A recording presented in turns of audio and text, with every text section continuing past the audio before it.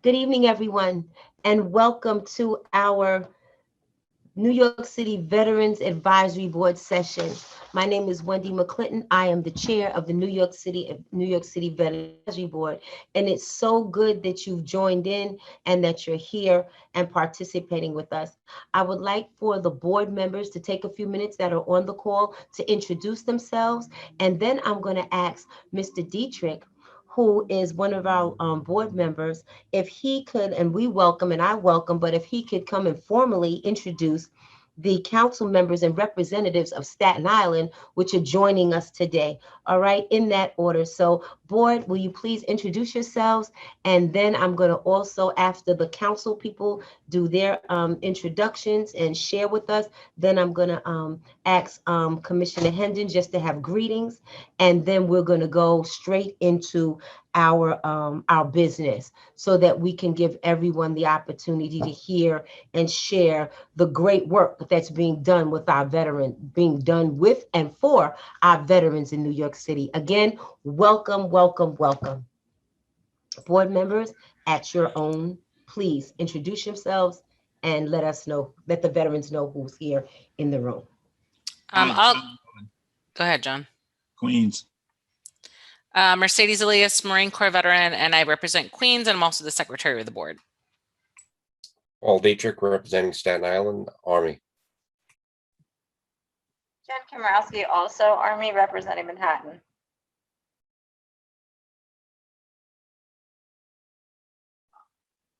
Joe Bello, representing the Bronx, Navy veteran. Are there any other board members on the call? Well, they'll probably joining us shortly, and we look forward to hearing from them as well. Paul, would you like to introduce our guests for this evening? Certainly. We have Mr. Michael Matthews from the Staten Island participating group, and we should also have a representative from Councilman Mattio's office. Is he on the phone yet? Is that Mr. Mateo? Mattio, yes. I knew it was not going to be Mr. Mattio. It was supposed to be a representative from his office. I talked to him this morning.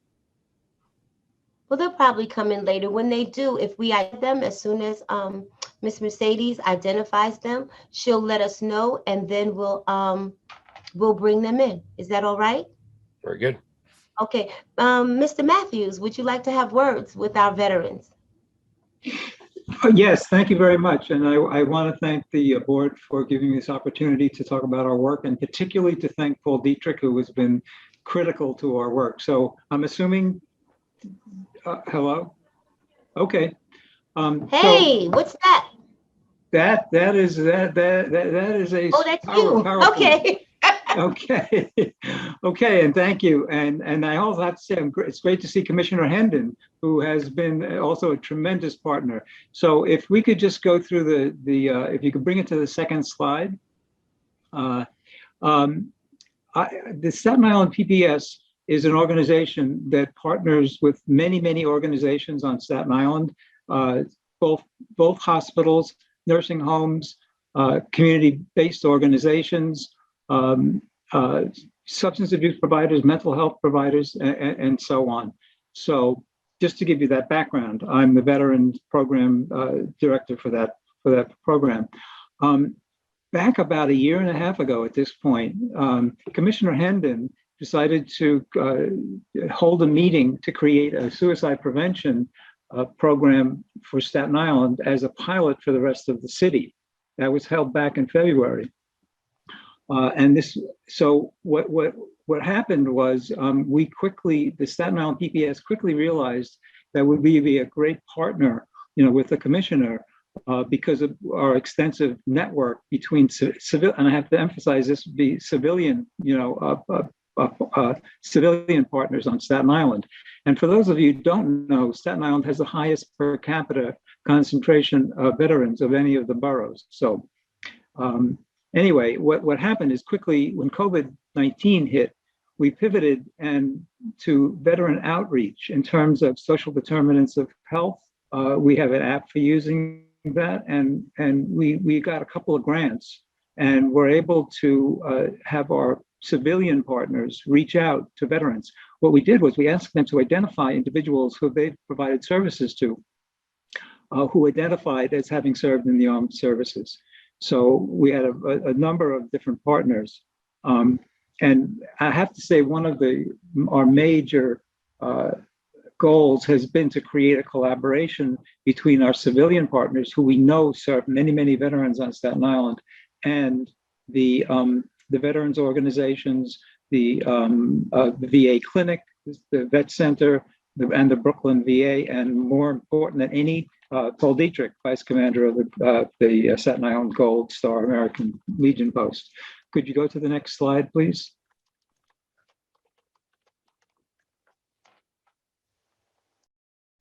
Okay, so what have we done?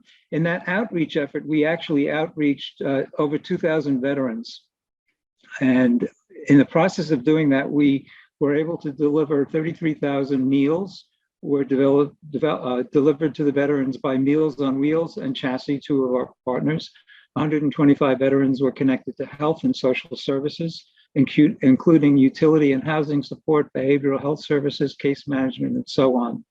We also received 2,500 face coverings donated by DVS, and we delivered them to the VSOs on Staten Island and to other. Excuse me? Sorry? Oh, okay.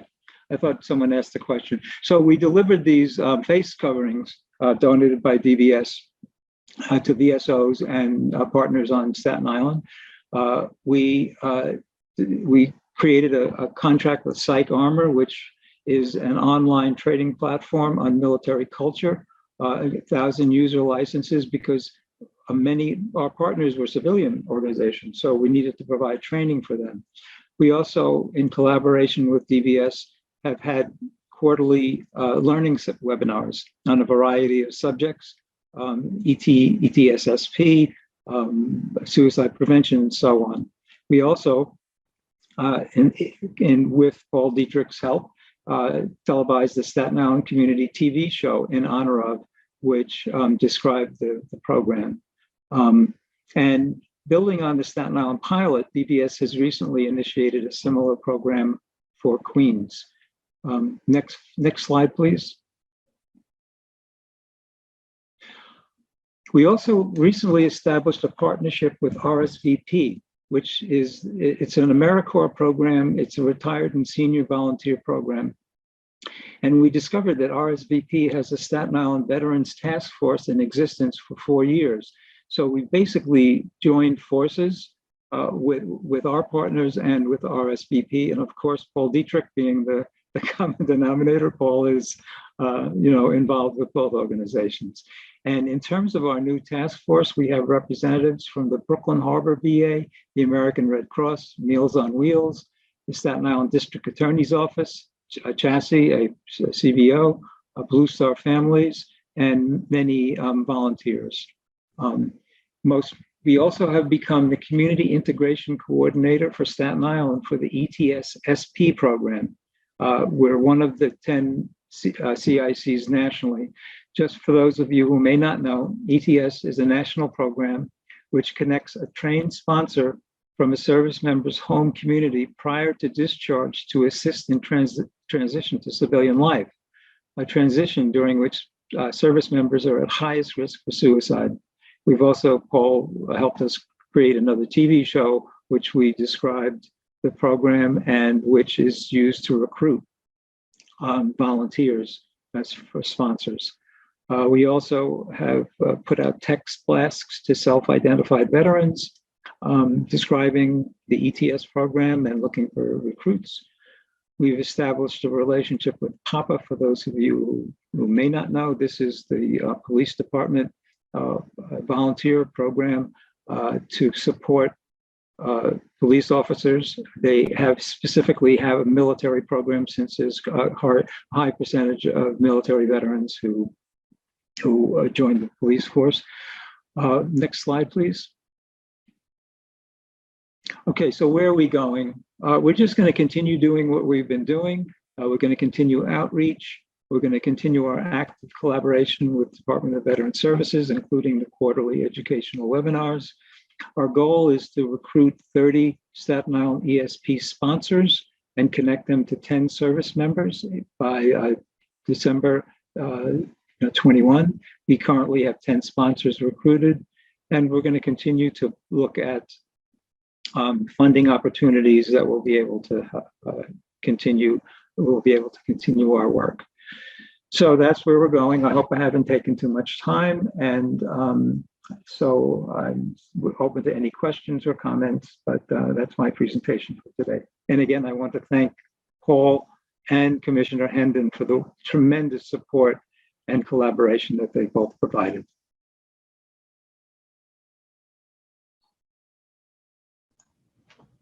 Thank you so much, Mr. Matthews. Does anyone have any questions? And also, that was some very good information for our veteran stuff to have, to know exactly what's been done, and then also where we're going if they need any help. Is there, Mr. Matthews, who is the veterans liaison within your office or in that network on Staten Island? If there's any veterans listening that if they need any assistance or want to follow up with the report that you gave, who should they contact? That'd be me. Okay. Okay. And your contact information is?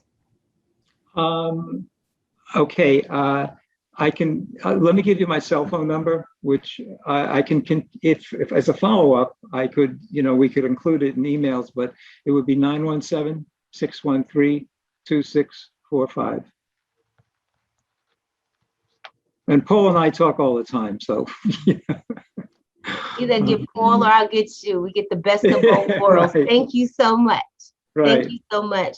Thank you for the opportunity. Oh, you're welcome. You're welcome. We look forward to hearing from you again. Mr. Dietrich, Paul, is the other gentleman, Mr. Matto, is he on the line as yet? Do we have the representative from Councilman Mattio's office?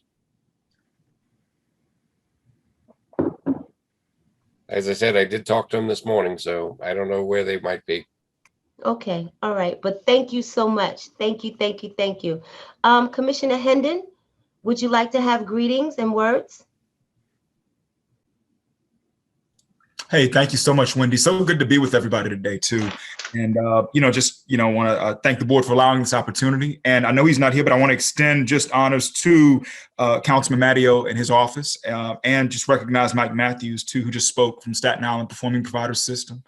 Just appreciate you all just for this time right now. So to be brief, and I want to start by saying, I could say everything under the sun in this time, but I want to try to keep it limited to the things that I think to be most consequential. There's a lot that we do and much that can be learned about us. You can always visit nyc.gov/vets to learn more, nyc.gov/vets. But in this time, I'll focus on just a couple of, major areas, and then, turn it back over. First off, just remembering how to contact us. The phone number to our agency is 212-416-5250. 212-416-5250. The email address is connect@veterans.nyc.gov. connect@veterans.nyc.gov. Our website is nyc.gov/vets. It's nyc.gov/vets. And on social media, you can find us using the handle @NYCVeterans. It's @NYCVeterans. Just want to put that out there up front. Another one, it never gets old. I want to be clear about this. For all who are looking for information about the COVID vaccine or looking to take it, of course, our VA partners are providing the vaccine to veterans and to their caregivers, their spouses and families. So for the VA medical facilities in the city, that's available to you. As far as city opportunities, the city, an update, is now providing in-home vaccinations for those who are eligible. So for those veterans who are eligible, they will provide an in-home vaccination. So they will have someone come to your home and provide you with the shot, and you can be able to choose which shot you want. We do everything we can to try to meet people where they are here. A couple of eligibility standards so that it's one of any of these that I'm reading out: 75 years or older, or a person with a disability, or fully homebound. Another one here is just checking, I'm a NYCHA resident. Another one is I'm an employee or retiree of the city of New York. Another one is I was referred by my union, a city partner, or a city vaccination team member. In other words, they're saying check all that apply, and at the end of the day, they will see if they can come to you. What I would advise all on this call to do, don't check anything that is of interest to you. And I'll put the link here. You can find it on nyc.gov/COVID vaccine. And it has, hey, check all that apply, and then we'll contact you to try to make arrangements for someone to bring the shot to you if need be. And it's really focused on those who cannot get out, but who need and desire the shot. So that's one update. Also for COVID, for those wishing, as far as community organizations or elements looking to have pop-up sites stood up, the city also is putting together pop-ups and having a van appear if need be to your location. Once again, you can simply call the COVID vaccine number, which is 877-VAX-4NYC, 877-829-4692, 877-829-4692. You can speak to someone there if you would like to have either a pop-up site established or have a van come up that can provide folks with the vaccine. Any questions on that before I keep going?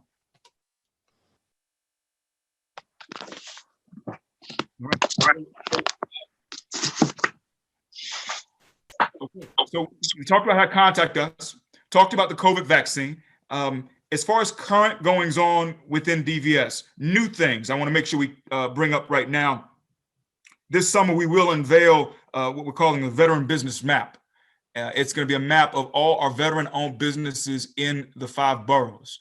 And for all who would like to be included on that, who are entrepreneurs, if you are a veteran and you have a business in this city, you can go to nyc.gov/vetbizmap and provide your information. We're looking to unveil that no later than the end of the summer, likely sooner than later, where the goal for that map is for all who wish to do business with our veterans to know who our people are.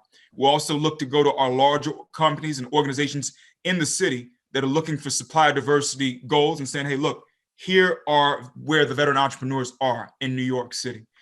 Please reach out to us, do business with us. So that's nyc.gov/vetbizmap. That should be unveiled this summer. Another one, we have been working with the mayor's public engagement unit to, within the calls that PEU makes to households to assist them with accessing the Affordable Care Act, Obamacare. Also ask if someone is a veteran, someone in their household is a veteran. And on top of that, ask questions to screen them for VA healthcare eligibility if they say certain things. So we're working to make sure more of our veterans are taking advantage of our VA healthcare system and that they are aware of all that is available to them. So that's something else that's new that we are doing, working with PEU. Another piece is also this summer, we are going to have a Housing Connect drive. So helping all veterans looking for affordable housing with navigating Housing Connect 2.0 and navigating Mitchell-Lama Connect and anything else under the sun that deals in the affordable housing space. We want veterans who are looking for affordable housing to know they can come to us and receive support and assistance as they navigate that process. And so more will follow there. But just want to say that we do have a housing drive that will occur this summer, which will focus on affordable housing access for our veterans. And speaking of housing, I'd be remiss if I didn't talk about the Emergency Rental Assistance Program, a new program that's been rolled out by the state, providing rent support for those who have back rent issues, providing up to 12 months back rent for your rent, for utilities, also up to 3 months forward rent as far as making payments in advance. One of our agencies, a friend of ours, is Black Veterans for Social Justice, is an approved emergency rental assistance program partner in that you can remit access to that program through BVSJ. We are working to get that on our website immediately, but just know that this is something the state is doing to make sure that if you are in a tight place as far as rent, that you can be made whole. I'd be remiss if I didn't mention the Supportive Services Veteran Families Program, which already exists. It is a VA-sponsored program that provides similar assistance. We have more information about that program on nyc.gov/vethousing, nyc.gov/vethousing.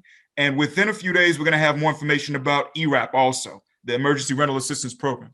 For both programs, if you are at 50% or lower of the area median income, as far as your last 12 months of income, you qualify. So long as you have that 50% or lower of area median income.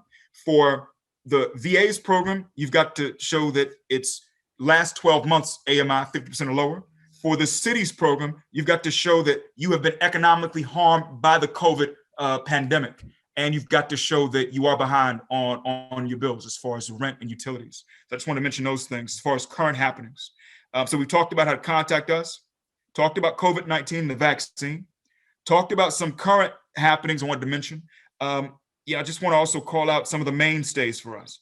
We do many things in this time. Just know that we are doing everything we can to be right by our veterans on issues of food, issues of housing, issues of employment, and issues of healthcare. And so there's much more on our website about these points. Vet food. For housing, it's nyc.gov/vet housing. For healthcare, it's nyc.gov/vet health. For employment, it is nyc.gov/vet jobs. And for those entrepreneurs out there, it's nyc.gov/vet business for our business owners. So, much more we could share, but just want to put those thoughts out there. We appreciate all that you do for the board and all who are here now. All of you are leaders in our veteran community. And so we just ask you to keep spreading the word about these good things. And back to you, Wendy. Thank you. Commissioner Hendon, thank you so much for those updates. Again, go to the website of DVS. You can find all those updates there where you can have time to read and share the information. One thing that I'm going to ask that these Veteran Advisory Board sessions are critical, and they're very informative, and they give out a lot of information, and they reach a gambit of individuals. Please, we have the Veterans Advisory Board public session notice. Please, I ask that you share it with your contacts. Get it out there so we have more veterans on the call that are, especially our veteran leaders, that are able to deliver the information that's coming out of our sessions each time. Our next session, just for housekeeping, is September 15th, 2020. Now, not sure yet if it's going to be in person. Right now, it's scheduled to be virtual. We'll definitely get the notices out ahead of time to keep them before you so that you'll be made well aware of this session, so we can have more veterans, more organizations, not-for-profits, but also for-profits, anyone that has an ability to assist in the lives of veterans. They need to be on this call as well. All right. Thank you again, Commissioner. Thank you to your colleagues. Thank you for the work that you do in New York City, and we welcome working with you to continue not only the partnership, but delivering qualitative services to New York City's veterans, their families, and the communities at large that house our veterans. All right.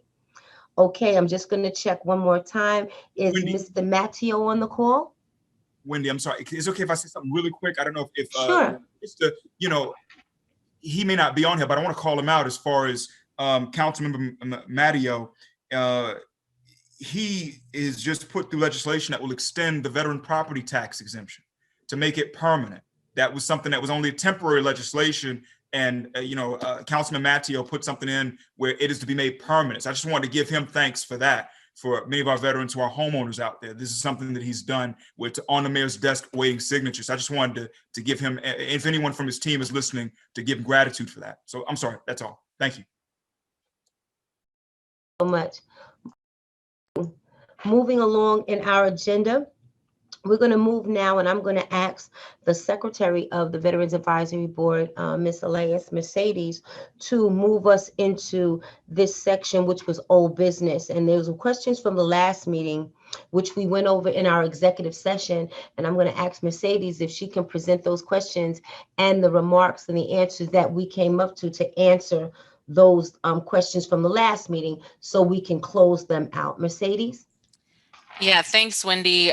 So one issue that came up from our last meeting that was for the Bronx was regarding the city parks and the fact, and it had to do with the park houses and some issues that were going on there. So from the Department of Veteran Services, we did get an update that the rec center availability, they talked to some of the staff at the Parks Department and provided the following information. So as of June 14th, so just a few days ago, the rec centers were officially reopened in Hunts Point in the Bronx, Brownsville in Brooklyn, Hansborough in Manhattan, Alfred E. Smith in Manhattan, Highbridge in Manhattan, Rec Center 54 in Manhattan, Thomas Jefferson in Manhattan, Tommy DePolito in Manhattan, Al Order in Queens, Lost Battalion Hall in Queens, Greenbelt in Staten Island, Lyons in Staten Island, and Faber in Staten Island. And then the following will reopen shortly.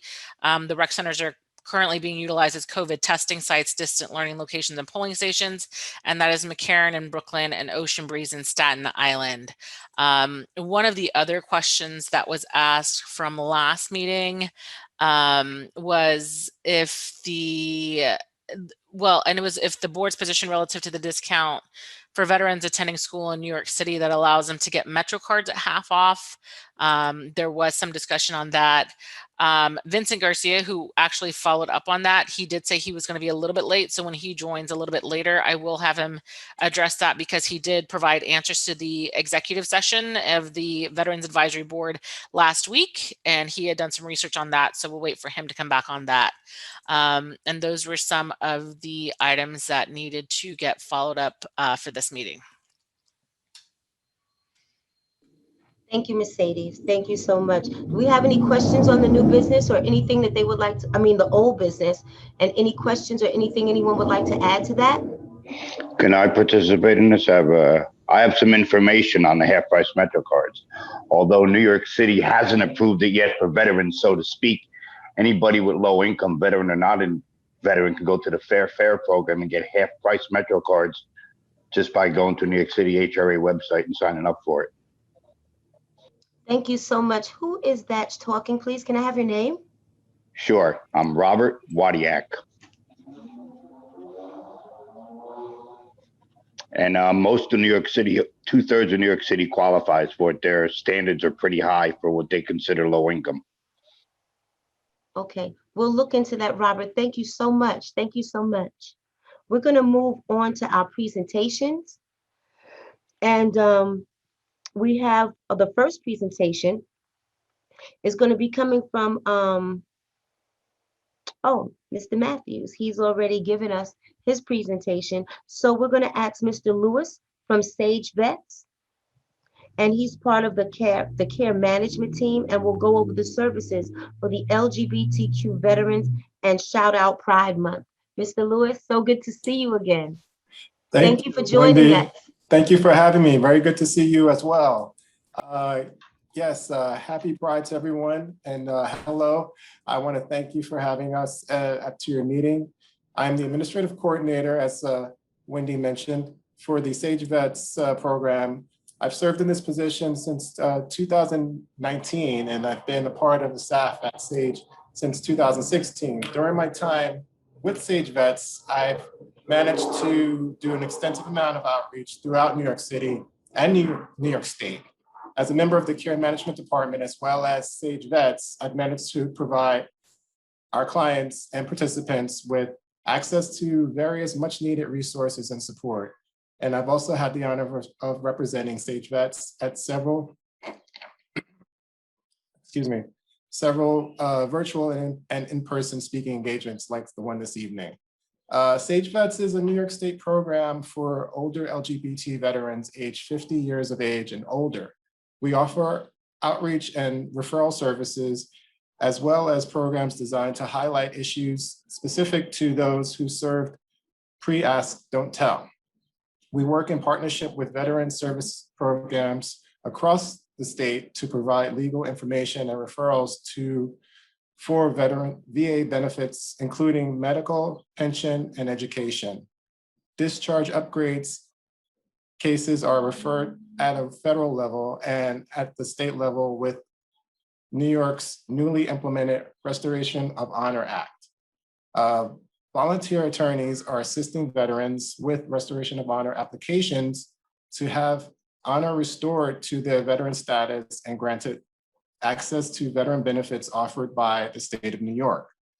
This includes veterans who have an other than honorable discharge related to post-traumatic stress disorder, military sexual trauma, sexual orientation, and gender identity. The Sage Vets program has had a pretty good start to 2021, due in part to the hard work that has gone into promoting the New York State Restoration of Honor Act. Sage Vets saw its first meritorious Restoration of Honor application awarded to a 63-year-old Black cisgender gay male veteran of the US Navy. We currently have 3 similar cases in the works New York State has adopted model legislation for the country, with several states now in the process of working on comparable policy. Sage Vets received an invitation to discuss how the Restoration of Honor Act helped older LGBT veterans in the interview with WSHU, national collaboration with NPR. In addition to the only program in the Northeast dedicated to older LGBT veterans, Sage Vets was invited to become a member of the Delaware Valley Veterans Consortium. And in addition to this, we hosted, along with the National Association of Black Military Women and the New York State Division of Veterans Services, a very well-attended program where we celebrated the contributions made by African-American women in the military, both current and in the past. The program focused on the US military history of Harriet Tubman and the 6888, an all-Black battalion of Women's Army Corps. If anyone is interested in hearing more about our services or would like a copy of our newest newsletter, please contact me at alewis@sageusa or call me at 929-484-4178. Thanks again for this opportunity, and happy Pride Month to you all. Thank you so much, Mr. Lewis. Are there any activities that you can share with our veterans that's going on for Pride Month that they should, or a link as to where they could look and find the various activities that are going on during Pride Month? I don't have that information with me, but I could, if anyone would like to reach out to me, I could get that information to you as soon as possible. So yeah. Arnold, can you just say your number one more time so I can put it in the chat? Sure, not a problem.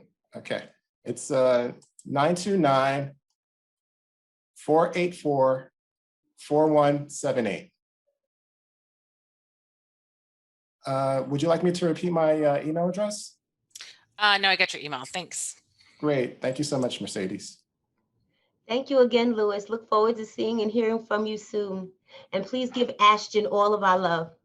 Will do. I think he had a birthday today, if I'm not mistaken. Yes, yes. That's right. He had a birthday. Yes. He sure did. Tell him VAB said happy birthday. Will do. All All right. right, great. Take care. Thank you so much. Thank you. Oh, there I go. I shut myself off. Technology. Okay, now we're going to hear from the Chief Operating Officer of Black Veterans for Social Justice, which is Martin Krongol, and he's going to give us some particulars on that ERAP program, which is the Emergency Rental Assistance Program, which there are several organizations which in the city that have been awarded this 15-month program to assist everyone within the 5 boroughs with any type of rental assistance, emergency assistance that the commissioner spoke about. He's going to go into some more detail, tell you how to apply, where to go, what different information is needed. So if there are veterans out there who need it, or you may be a landlord that has veterans that are renting from you, this may be something, if they were touched or in any kind of way by this pandemic, that they're able to get that rental monies to you if they are due any type of utility bills or so whatever. So Mr. Krongol, could you please talk to us for a little while? Hi, can everyone hear me? Hi. Black Vets was very interested in applying for the Emergency Rental Assistance Program because we work in central Brooklyn where there's a pretty deep need. About 20% of New York was unemployed at the peak of COVID. It certainly, it really affected members of central Brooklyn, of course, many other communities. We were awarded and are still waiting for funding. So we expect to be fully up to speed at the beginning of July. At that time, anybody who's a single individual who makes $41,800 or less, or is in a family of 4, which makes $60,000 or less, is eligible. That's about 50% of area median income. So in New York City, you have to be at those area median income levels, and you have to show that you've lost work in the past year. Typically, that means if you've lost your job, you can show what your pay stub used to be, that it ended, that you're on unemployment, and it can show what you're currently paying. And you have to show through your landlord that you have back rent and utilities due. So the information that you're going to need is some type of pay stub, some type of lease. We can't just take your word for it. And some evidence, therefore, that we can prove that you are who you are: driver's license, social security information, members of your family, basic information. For any landlords out there, if they want to help themselves, they also have to provide a W-9 for payment and proof that they actually own the building. The information's on our website, bvsj.org. It's also at the Office of Temporary Disability and Assistance, otda.ny.gov. I think Commissioner Hendon put some of that information up in chat already. And obviously, one of the competitive things we want to make certain is that at the end of this year, we don't know how much longer it's going to last, but we've been told a little over a year. We want to have helped veterans more than any other organization. No vet should fall through the crack due to hard times. And in addition to the money that Black Vets has access to, we will have people on staff who can help people. But you can also call up the OTDA website. I don't have the number in my head right now. It's 1-844-691, and I'm sorry, I forget the last four numbers.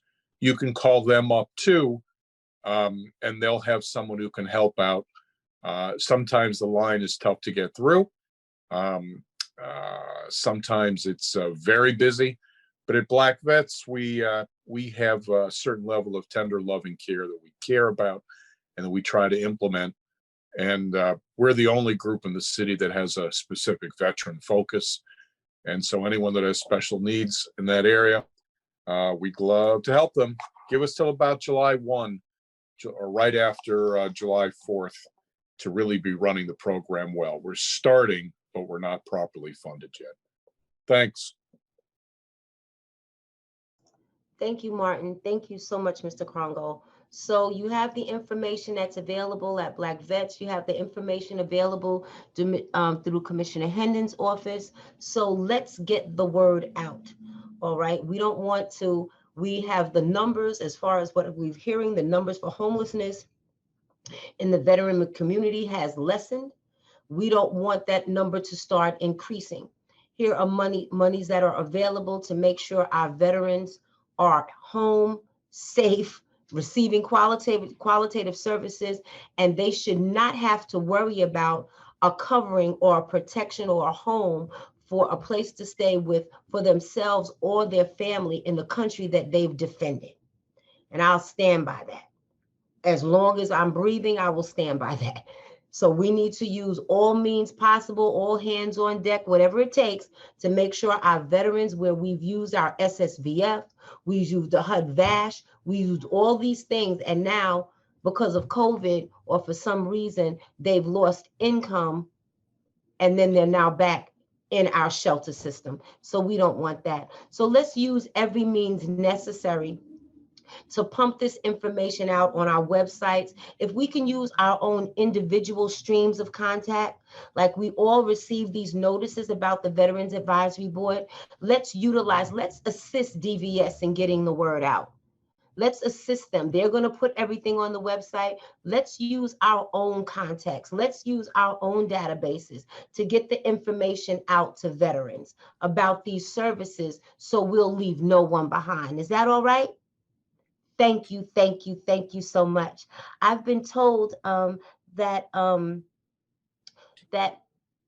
Mr. Spencer, he's here. Hi, Mr. Spencer, how are you? And he's representing Mr.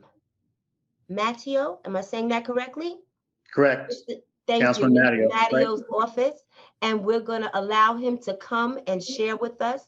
And as soon as he is done, we'll come back with our last presenter, who's going to be Erica from Arts in the Armed Forces. Okay, Mr. Spencer, please. Thank you and welcome to the Veteran Advisory Board session. Thank you very much. Thank you for having me here. I wanted to update all the veterans about development today. The council passed a bill that Minority Leader Mattio sponsored. This was, if you recall, about 4 years ago, we passed a bill to provide the alternative property tax exemption for veterans. And what that did was that expanded the previous property tax exemption to include the school portion of the taxes. This was done across the state, many municipalities, but New York City never had it. And we needed authorizing legislation to pass. And then we got the authorizing legislation and we passed this. We worked to pass this 4 years ago, get into the budget. And one of the things we had to do in order to get into the budget, the Department of Finance required that we had a sunset provision, that this expire in 5 years. That meant that this important benefit was going to expire next year in June of 2022. So, the council member felt that it was too important for us to leave this to the next council and to leave this to chance. So we passed a bill today that removed that sunset provision, and now this alternative property tax exemption for veterans will be permanent. And anybody who's receiving it now, you'll receive it as same as you did before this year and as many years as you are a member of the city. And if you do not have it, if you do not receive it, and you think you might be eligible, we'll be happy to help anybody out to apply for it. You can go to the Finance's website and apply for it. But of course, you can also call our office and we can always help you apply and walk you through it.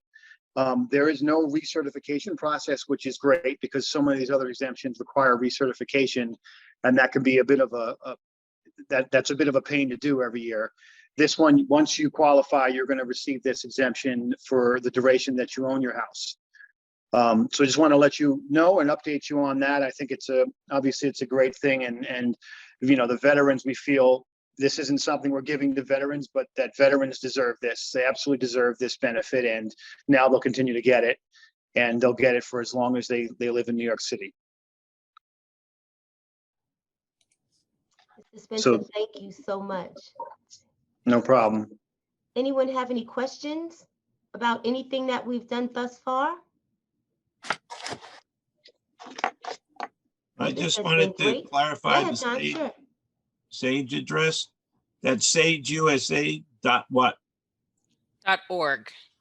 Org? Yep. Thank you. Any other questions from anyone? Excellent, excellent. Again, thank you so much to our guests. Thank you for the information. We're definitely going to put it in the chat, follow up on the website. A lot of the minutes from this meeting will be posted as well. So you'll be able to go back and look at our website, look at the information that Mercedes we're going to put out in our email, which Mercedes, you want to share the email for the VAB? Yes, I'll go ahead and put it in the chat. I know it's a little bit fast when we say it pretty quickly, so I'll put it in the chat. Okay, excellent. Thank you. We're going to move on. We now have a representative from Arts in the Armed Forces. Excellent organization. I've been fortunate enough to attend several of their events as a veteran, and they are excellent and participating in it. Thank you for being on with us, and we appreciate and look forward to hearing about the great work that you're doing with and for our veterans. Erica? Thank you so much, Wendy. Can you hear me? Great. Awesome. That's great, Wendy. I'm so glad that you've attended, and it's good to see some familiar faces here tonight as we get back to in-person programming in New York City and pivot from a year of virtual programming to serving our local New York City area veterans. So I wanted to tell you about a special event that's coming up this Sunday at the Queens Drive-In. We have Michael Imperioli, who's going to be doing a Q&A and screening the film that he co-wrote in Spike Lee's Summer of Sam, and we'll have some free snacks and things like that. It'll be a veteran audience. And so we wanted to spread the word about that. I'm going to put a link to our events page here, as well as I will drop a poster for the event into the chat as well. And I would be happy to follow up with anyone and provide any marketing materials. I know it's right around the corner, so there's not a ton of time, but I can't drop it in, so you can get it to go. Anyway, just for those of you who perhaps aren't familiar with Arts in the Armed Forces, we were founded by actor and Marine Adam Driver, who you might know from Star Wars as Kylo Ren, and who was nominated for an Oscar last year or the year before for Marriage Story. We provide play readings, film screenings for veterans, in addition to 2 writing awards. They're $10,000. It's a playwriting award and a screenwriting award, open to anyone who is or has served, regardless of discharge, and all of that. We also have a student veteran internship program. And over the summer, when most students aren't in classes and they aren't receiving their GI Bill, we match that GI Bill so that they can either come to New York City with their family, if they have one, and afford to rent a New York City apartment and spend their summer with ATAF. And we have an annual Veterans Day event that's on Broadway. We're going to be in person again this year. I won't give out any more details than that, but we can't wait to see you all back in the theater again. And I don't know if we have time. You know, I come from the world of show business. I have a 2-minute little video about ATAF that's on YouTube that I can play. I can put the link in the chat if whoever is screen sharing wants to play that. Let me just find it really quickly.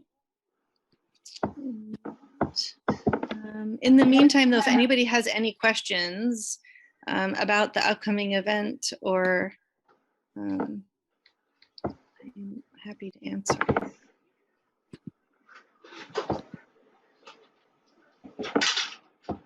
Well, if you don't have any Father's Day plans, veterans, let's meet over at the Queens Movie Theater.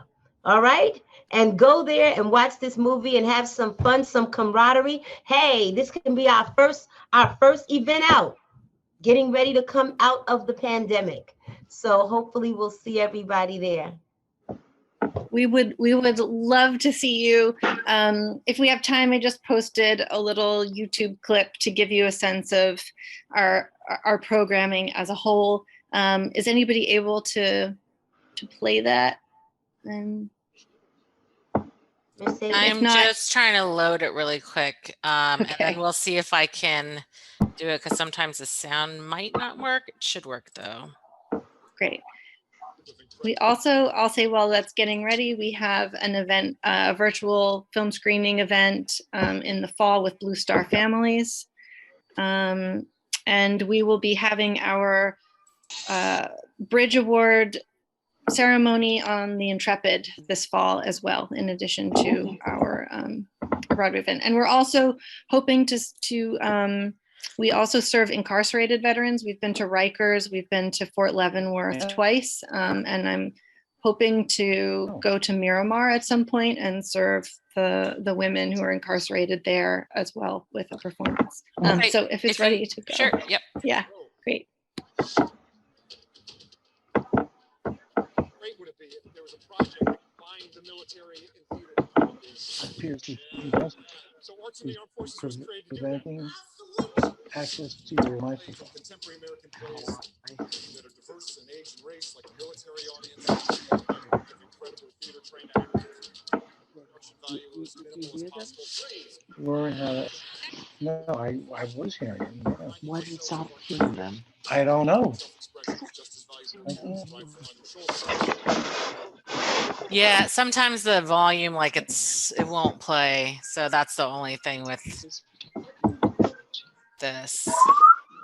Let's see. You can take it and check it out at your leisure. Our website is aitaf.org. Thank you so much for letting me have this time and for being with all of you and learning about what you're doing as well. Thank you so much. Thank you so much, Erica. And again, please, with the theater, I love it. I know you all do too. Please follow the link, take advantage of the great shows and the performances. They are awesome, especially the talkbacks at the end. I know that we have a couple of questions. We have another presenter that we want to let him share, and then we'll have time to look in the chat. And while they're presenting, take a look at the chat, Commissioner. Also, Mercedes, Joe, Bello, anything, John Rowan, any of you who could probably answer this question. And if not, we'll have to pin it and then bring it back, do some research and get back to this, this veteran, okay? So let's look at that. But in the meantime, I'm going to introduce Mr. Oh, please, let me say, Mr. Belkabir. Are you with us? Did I do good, Mr. Belkabir? You're on the mute. Oh, I'm not good. What about this? Can you Yes, hear I me? can hear you. Beautiful. Yes. Hi guys, how are you? Good, thank you. And yourself? Thank you, and thank you very much for everything you're doing. So my name is Rabah Belkibir. I'm U.S. Army Reserve vet, and I know Joe Bello, by the way. And all right, so if you don't mind, I just want to talk about a situation about disabled veterans, street vendors, who are really discriminated by the city of New York. They are taking their rights away. So this situation. I mean, we have to talk about it. I mean, I emailed everybody. I emailed all the politicians. I emailed even the commissioner, but I didn't get the answer now because it's not over a week. So this situation is getting worse, and like I said, the city agency, like the health department and Department of Consumer Affairs, are taking disabled veterans' right. I'm talking about street vendors, and I know everybody knows that we have those rights since 1897. You see, so now the situation is getting worse. That's why when I requested, I don't want to take all your time, but I requested to meet with the politicians, whatever, to find a solution about this issue. I mean, disabled veterans are losing their rights over non-veterans in the city of New York. So this is just, like I said, I emailed the commissioner, the vets commissioner, and I emailed all the politicians. I'm just waiting for the. And thank you for listening to me. Mr. Belkabir, thank you so much for sharing your concern. And as the Veterans Advisory Board, we will definitely take that concern. And I know the commissioner is on the line. He is listening. I don't know if the commissioner would like to share, or we can come back at the next session or get a contact number for Mr. Belkabir and be able to answer the question. I am tracking. We got your email on Monday, and I asked our Intergovernmental Affairs Director follow up with you. Has that not happened yet? Has Vince not reached out? Somebody called me, but he didn't mention it's from you, Commissioner. So that's why. Yeah, no, we'll make sure we can get you his information, because I got the message on Monday, then I gave it to him to reach out to you right away, because I wasn't able to get on it right there on Monday. So I told Vince, hey, we got the Rob, but we received the message. Just want to let you know. Thank you very much, Commissioner. If we can meet you, we are a group. I represent a group of disabled veteran street vendors. So if, of course, I'm anytime we can come and meet you and talk to you about this situation, because it's getting worse. Believe me, Commissioner. These people, they are feeding their family and everybody. Joe Bello knows that. And like I said, they are taking their rights which those rights are earned since 1897, believe it or not. Mr. Belkabir, I've made sure to put it in the meeting notes, so then that way, even at next meeting, and then when we meet with the DVS in between then, we'll just make sure that we follow up with them and that they've done all the appropriate stuff to contact you, okay? Thank you very much. I'm going to give you my number if you don't mind. Okay, no problem. It's going to be 646-657-5625. Thank you, Mr. Belkabir. Thank you so much. Also, Thank you, ma'am. Commissioner, before you go, there was well, before not to go, but there was another question. Is Vincent available to answer the question about the fair fares? Someone that posed a question about fair fares. Let's assume right now that for the sake of this, that he's not, he had a personal family thing that he's attending to now. So that's why, you know, I think I'm trying to get on, just so you know. Yeah, because he's our subject matter expert on that piece, I can tell you. You know, yeah, I don't want to speak out of turn with it. I know he and HP have been working on this, and he's got a stronger handle on the fair fares issue than I do. So I don't want to say anything that's not in the right place.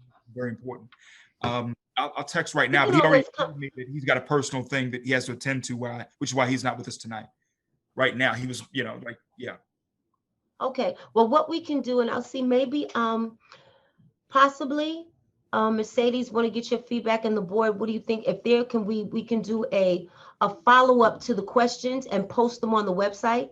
So if there was maybe questions that we had to answer about the fair fares and the parks and all of that, we can post those questions and then put the answer, and then we can post it on the website or post it back in the chat, or some way get the information to the veterans so that they don't have to wait for the next meeting all the way till September to get an answer. What do you think? Yeah, so we don't have the ability to post anything on the website. That's a different entity, but HP, I have your email, so I can make sure that you get an update. And then also I saw that Colleen wrote in the chat asking about the discount for student veterans as well. So Colleen, if you can just put your email, I'll put in the meeting minutes to follow up with you as well. Okay. Hello. And for Joe, I see Joe's message. Joe, you know, we'll have Tanya circle back with you, because I know we've dealt with Joe before as far as this question, so we can try to, you know, get you some sort of response on this, as far as what you're asking about insurance and access, et cetera. Hello. Are you speaking about the healthcare? Yeah, Joe, I'm talking about yours. Yes, yeah, so I know Tanya's been working with you, brother. We will circle back on that one. Yeah, just wanted to say that. Because there's no transparency between DOD, Medicare, VA, and TRICARE for Life. And that's not the intent of Congress. The intent of Congress is to give us health care for me and my wife. So I've said enough. All right. Hello. Can I say, unusual. This is HP. Where's HP? For several months, I should say, for well over a year, we've been trying to get the actual number of veterans who are receiving half-fare discounts. To the best estimate that I've been able to find out, it's less than 500. Now, there are over, I believe, 170,000 veterans in New York City. It seems to me that a better job can be done by those powers that have the power, and that falls within your agency, Mr. Hendon, can do something about this. I'd appreciate it if you can get specific numbers. Thank you, HP, and we're going to work on that. Hopefully we'll work together with the commissioner, and we'll try to figure and find that answer out and get it out as soon as possible to you. All right, thank you so much for your concern. So we have to follow up on the half fare. We have to follow up on the TRICARE issue. There's another issue that came up in the chat about the DOT and disabled permits that were in the charts as well. So these are individuals that we may have to consider, find out who the powers that be that govern the DOT for veterans with regard to permits, handicap and disabled. We also have to find out, have a representative come and talk to us about TRICARE and Medicaid so that they know which way to move from there. Then also the half fare discounts for veterans. So those are the 3 follow-ups that we need to look at and try to get back if we can prior to September 15th. And Commissioner, work with you and your office and your designee to get the public session notices up. And if we can get these responses prior to that, we can get these posted on the website where they'll be able to find those answers. And then also those individuals, if you'd like some information from the commissioner's office or from VAB, please put your email address in the chat, and that way we can respond back to you directly. Is that all right? Okay. Well, are there any other questions? Are there anything that the board or anyone on the board that would like to bring up, discuss, and share prior to us closing this excellent session? There was one comment in the chat from Colleen that she has a question regarding options for veterans and transportation.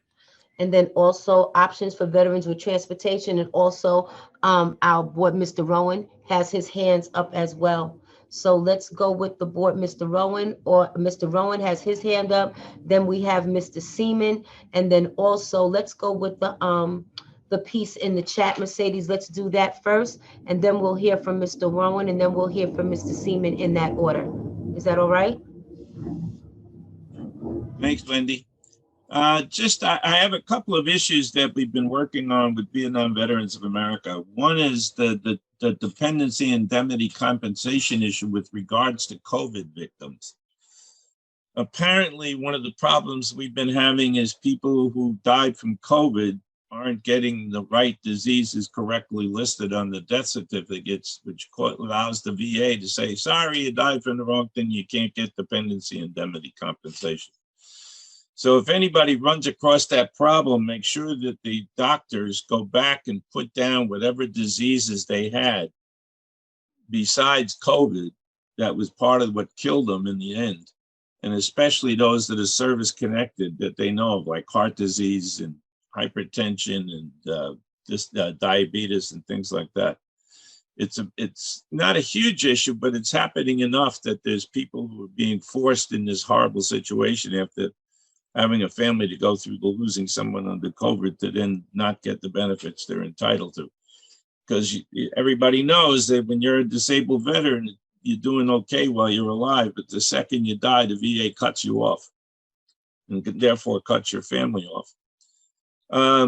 The other issue that we're looking at that we find kind of intriguing, and I'm curious if people have any problems with, is they expanded the caregivers program to include pre-9/11 veterans. They came up with this great program, but now they found out how expensive it is, I guess. And so they didn't want to give it back to all the Vietnam veterans. And apparently very few of us have been able to collect on it. If anybody out there is aware of any pre-9/11 veterans having problems getting the Caregiver Act program in for them, please do me a favor, let us know. Also on the DIC issue with the COVID program, you can contact me at jrowan@vva.org. It's a real simple address. It's JROWAN@vva.org. So, I mean, those are 2 things. Also, if somebody did die of COVID, I don't know how many people are aware that there's a FEMA program to assist with burial. You'd have to contact FEMA, but that's a really good, I hadn't heard of this one until recently. So anybody who died from COVID is entitled to get some assistance for the burial access with FEMA. Some of you may have seen that there's a lot of folks that are still sitting in the freezers, unfortunately, from since last year, that they either don't have any reference or don't have anybody picking them up.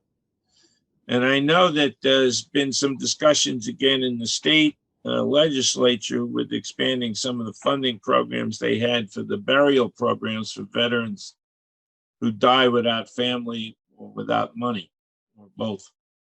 And I know that James worked with a bunch. We have a VVA and we have the American Legion and a couple other organizations that help bury indigent veterans here in New York City. But it's by state law, it goes like every other good state law or any other good law, it goes back to World War II.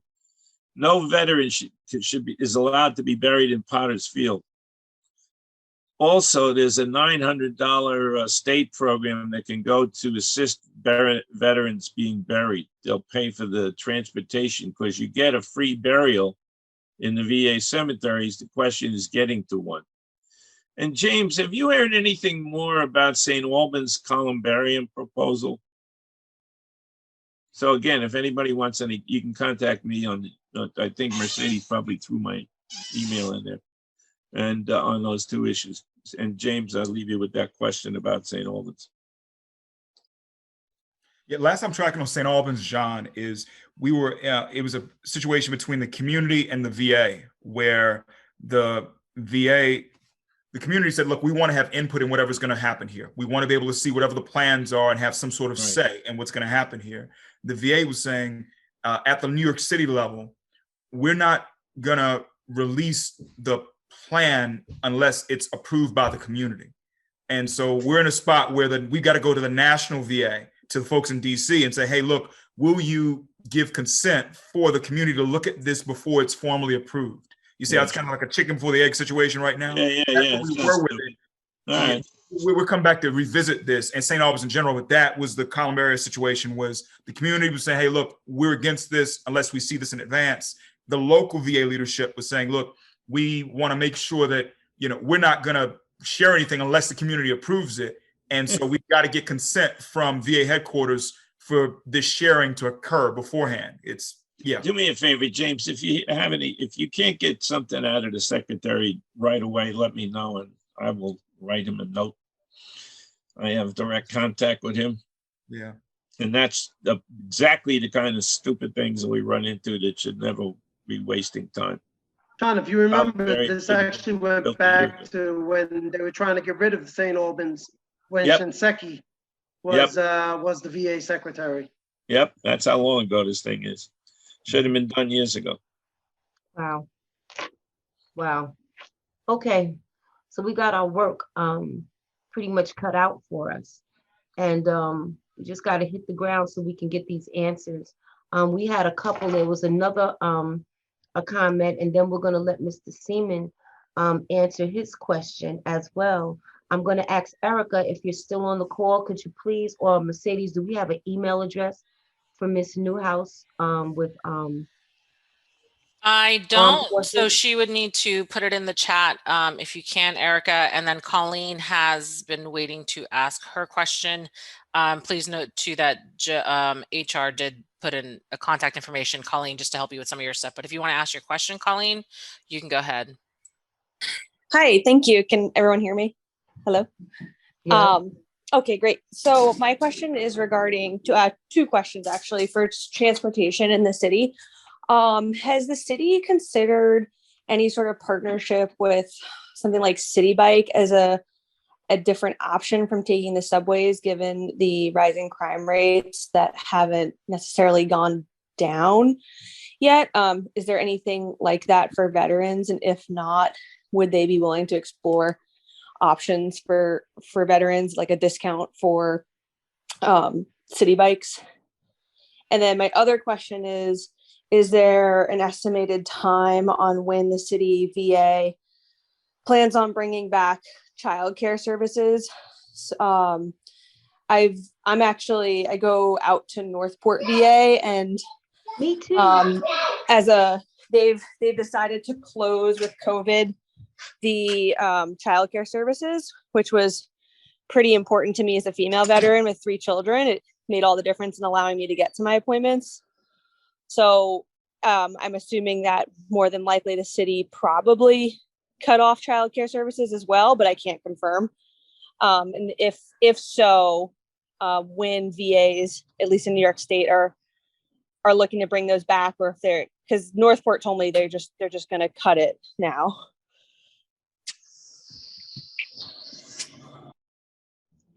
Well, that's one of those, Mr. Commissioner, you want to, Colin, we'll do our homework on both of those, because both of those are just asking the question of DOT on the one piece, as far as if they're open to a veterans discount and reaching out to them. And the other one is reaching out to, so, we're the city government, we're not the state or the federal VA, but to reach out to our counterparts here in the Harbor Health System and at James J. Peters, the Bronx here, to see if they are, what's going on with child care services. So we can follow up on those things.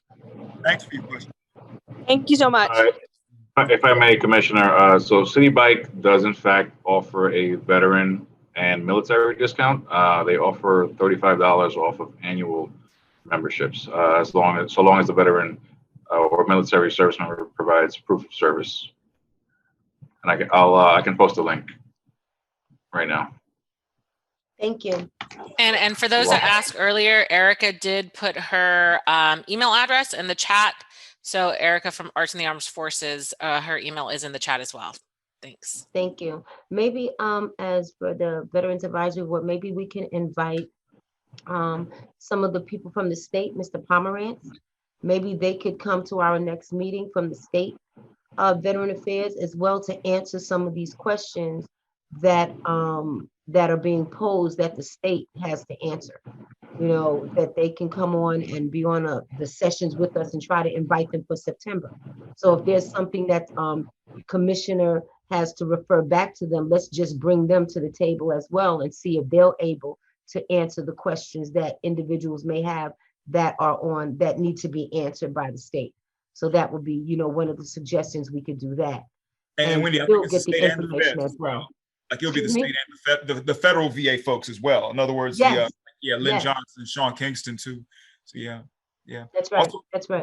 just want to let you know. So Amari, so we have our Assistant Commissioner for Community Services, Amari Espinal. He's on, and he responded to one of these questions. He responded privately, but the person is already off as far as the husband passing away. I just want to let you know that. So I don't know if you want us to share that with you, his response to her, which was a direct text, just for the record, so you guys have that it was responded to.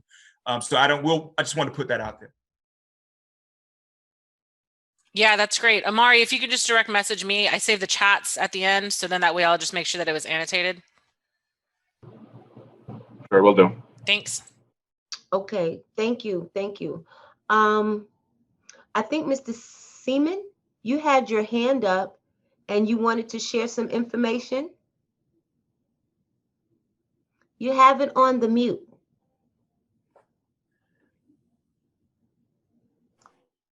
Now I have it on unmute.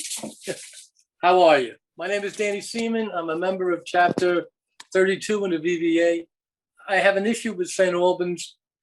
Here it is. St. Albans, the pharmacy, you only get delivery by mail. What happens is that porch pirates have been taking the medication that I've been receiving from the VA. The one medicine that is very important is diabetes medication, my insulin. I would like to just go down there and pick up my insulin, but they're closed for that. So that's an issue that I live in Richmond Hill, and that's a problem that I have. The second problem I have is, we're pretty well out of the pandemic.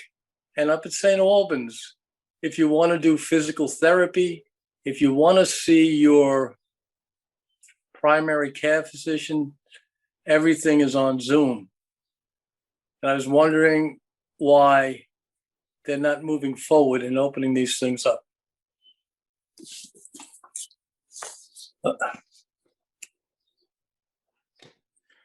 Daniel, we can ask the folks at VA the question there. It's try to get a response back to you. We can. So be sure to share your information with Wendy, Mercedes. I can tell you we're city government, so this isn't our area, but we can ask the question and try to get back to you about what's going on. Okay, and one more thing. Somebody was talking about this thing with Michael Respoli. Where is it? She said the Queen's. I don't know what she's talking about. Does anybody tell me where it's going to be held this Saturday? The The Arts in the Armed Forces yes. activity. It's going to be at the Queens Drive-In. I think they put it in the chat. And then you go to the website and there's a link. And when you get there, you can order your tickets. Ask me how I know. I ordered mine. Okay, so it's You would go it be to in the link, you Flushing order Meadow? your tickets, and you'll be able to go there. Excuse me? Would it be in Flushing Meadow? No, it's at the drive-in. It's right by Flushing Meadow. It's right near the Hall of Science in Queens, right off 111th Street on the 7th. It's an the 7th outdoor line. venue? Yes. It's per car. Yeah, you have to have a car. I got a car. Listen, thank you very much. I appreciate what you're doing out there. Thank you. Thank you so much. Time has been well spent.